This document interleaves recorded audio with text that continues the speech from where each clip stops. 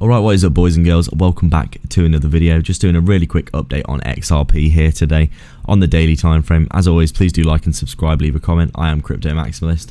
So as you can see here, pretty obvious that we have been essentially just breaking and retesting this massive bear market resistance for XRP. You can see the resistance here, the breakout, the back test, working the Fibonacci levels, the Fibonacci drawn from the previous bull market high down to the current low of this bear market, as you can see here. We've broken out, come up and touched the 618, come down and basically back tested this key area of structure yet again for XRP, back testing that 023 Fibonacci level. We finally broke that previous bull market support, which has been resistance here at that key 56 cent level. We ran all the way up to 75 cents here at the 050, come back down now, just back testing the previous fib level, the 038, currently sitting at around 60 cents.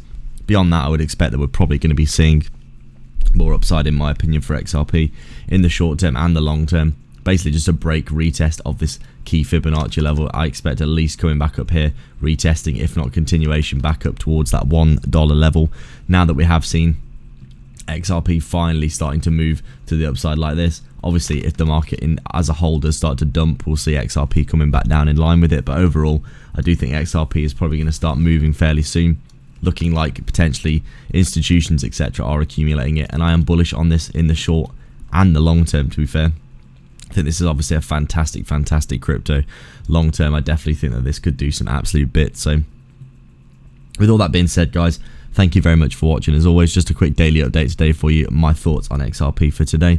I'll catch you in the next video. Cheers.